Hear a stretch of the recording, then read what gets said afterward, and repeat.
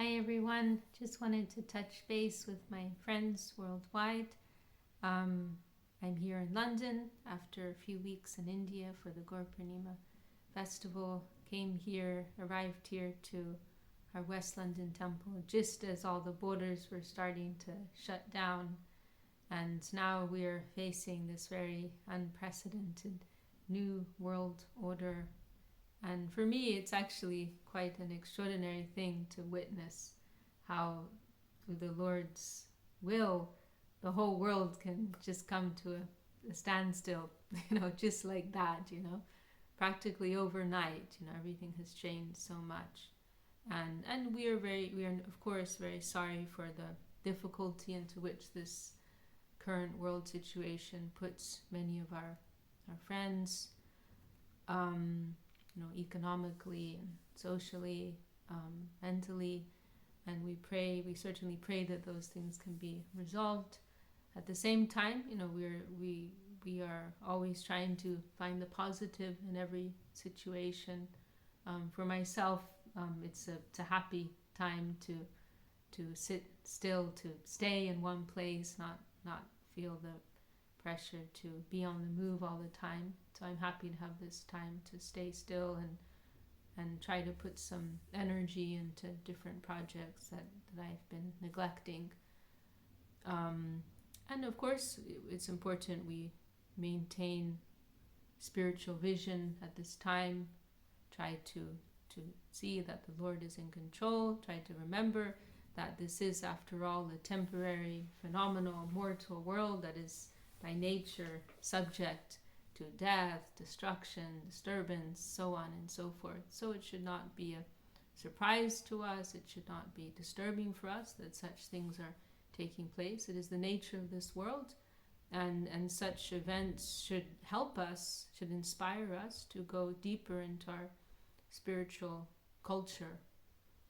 This world, as Srila Sridhar Maharshi was asked that occasion, what about World War III? And he gave that famous answer, World War III, let it be. That is a point on a line and a plane and a solid. What to speak of a war or an epidemic as we're facing now, but whole universes will be destroyed. So within the perspective of eternity, this is a very, minute, insignificant event. So, it's important we try to maintain this kind of spiritual perspective and try to take every moment as an opportunity to go deeper. I also had a couple of questions, which I haven't gotten around to answering yet. One was regarding a discussion we had a few days ago about concerning higher literature, describing the intimate pastimes of Shri Radha Krishna and the Braja Gopis of Vrindavan. There was some confusion on this point. We were specifically discussing higher literatures such as Ujjvala Nilamani, Govinda Lilamrita, Krishna Karnamrita, describing the Madhura Rasa Leela of Lord Krishna with the cowherd girls of Vrindavan. So specifically those books, they are not, we are advised not to read. They are not for the general practitioner to read, because they will give us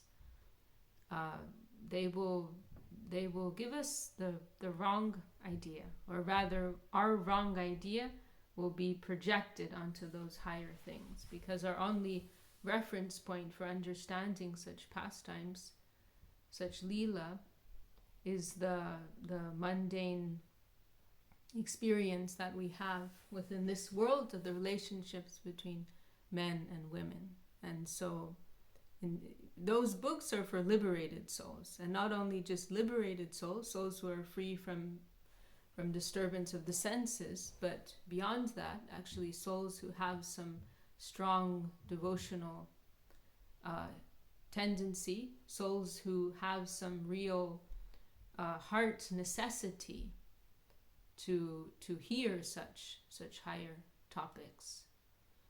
Everything about our approach towards divinity, it must be based upon service necessity. Otherwise, it will become a product of our sense experience. It will be an object to our empiric powers of perception. So everything in our approach, it must be based on service. And as to why would persons who are not qualified to read such books be attracted to read such books? Simply out of some curiosity, idle curiosity, which can be dangerous. Our Gurudev, he quoted this expression, "Curiosity killed the cat." So there may be some idle curiosity that leads one to read such things, but it will have a very negative result. I mean, in the sense that there may be some type of innocence there, but it will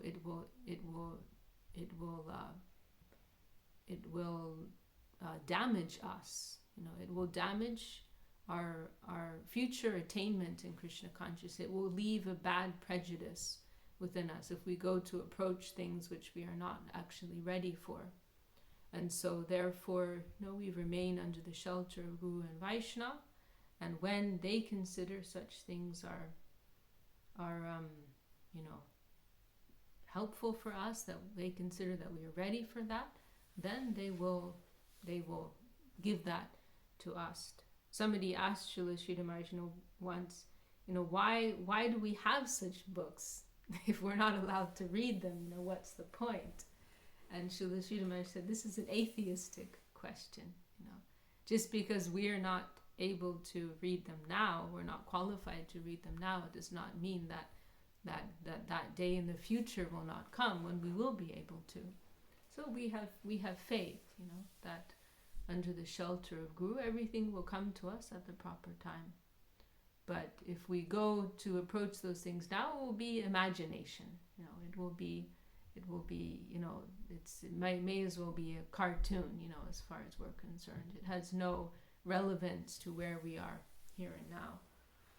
And what we have here and now, in the form of the instructions from our gurus, from the scriptures, from the Vaishnavas, in the form of the practical service that we may have, in the form of dealing with all of our internal anarthas, impurities within our heart, that's more than enough to keep us busy. And really, it's a symptom of someone who's bored in their spiritual life, someone who's not active and really diving deep, that they feel the need to go to such books. But if one is actually experiencing and living a dynamic spiritual life, then that keeps them very busy, that keeps them inspired, and they don't have any necessity to go to explore such literature. So it is out of intellectual curiosity that persons will go to read such books before they're ready. Then I also had a question about taking saffron, and someone asked about myself. For myself, it was not something that I planned. It was something that came in response to desperation. I was not planning it, actually. What happened is I shaved my head in order to make a vow to myself that I would live an exclusive life of service. I'd already been serving in India for I don't know, was it 3 or 4 years? It was about 4 years. It was 4 years I'd been serving in India already, and I'd already made the decision that I wanted to do that for my life. But it was in a moment of desperation, when I was fearing that I might lose my resolve at some point, that I decided to cut off all my hair, just to make a personal vow to myself. And then it was actually a suggestion from one of my older god sisters that I might consider taking the cloth in order to support my decision. And she brought that to our Gurudev, and our Gurudev, very happily and immediately accepted. And then it was the following morning that we had a very informal little ceremony. So, I mean, in my case, it wasn't something that I planned. It was something that happened, and it really appeared to me to be a manifestation of our Gurudev's will. It was all, there are many details surrounding it. It was really quite a miraculous event. And it was shortly, just a few months before Gurudev Srila Govinda Maharaj left the world. So it felt like in retrospect, it felt like he was setting me up for life. He was like, confirming me, he was having me confirmed in a particular mode of life. And that was his grace, that was his protection. That was what, kept me going, kept me firm. Not firm, but trying, sticking to, as far as possible, sticking to the path. So that's my story. For those who are thinking to take saffron, I would say, yes, it's a wonderful thing to do, but it's not a necessity. It is a formality. It is a dress. It's something that helps to remind us of what our path is in life. And it also serves a purpose within society. It gives inspiration to our community, to the public, to see someone who's taking these robes, which signify something very serious. So if somebody feels the necessity to have such a constant reminder in their life, then it's a wonderful thing, on all sides, for everyone concerned.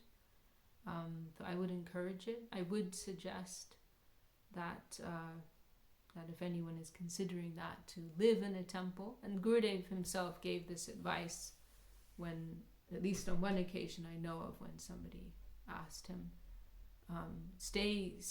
serve full time in a temple for 2 or 3 years at least, and see if you are, if this is really going to be your path in life.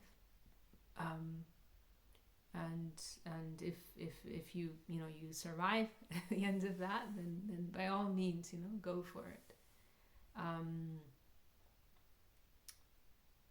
And remember, it's not the be all and end all. Really, sannyas is a matter of consciousness. It means exclusive service life. This is really what sannyas means. Tridanda sannyas means the dedication of body, mind, and words in the service of Guru and Gauranga. And as Gurudev has commented, anybody can take that kind of sannyas, whether they're wearing the cloth or not.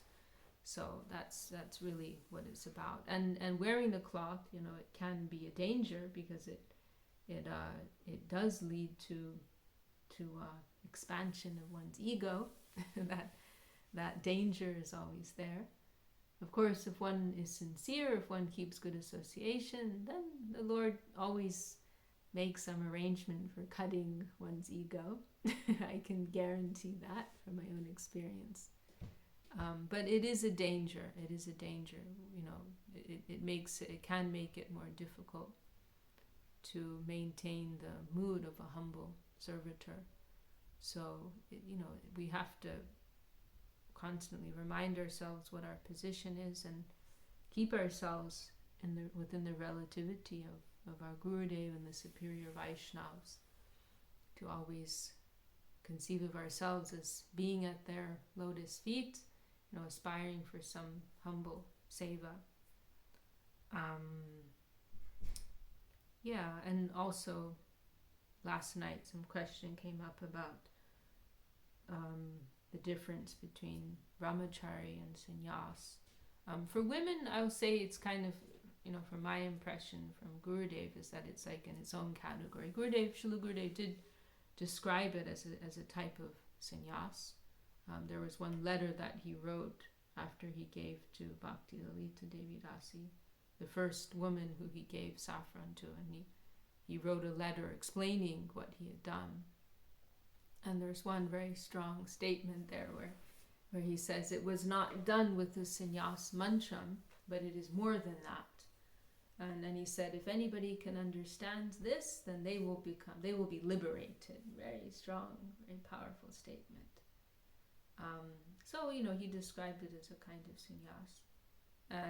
And then for men,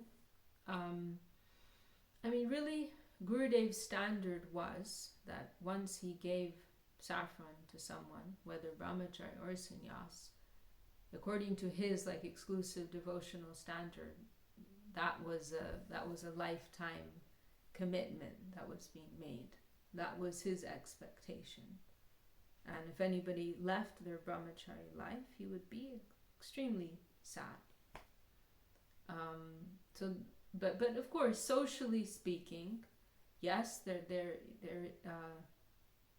there's not as much expectation that is upon brahmacharis. There's less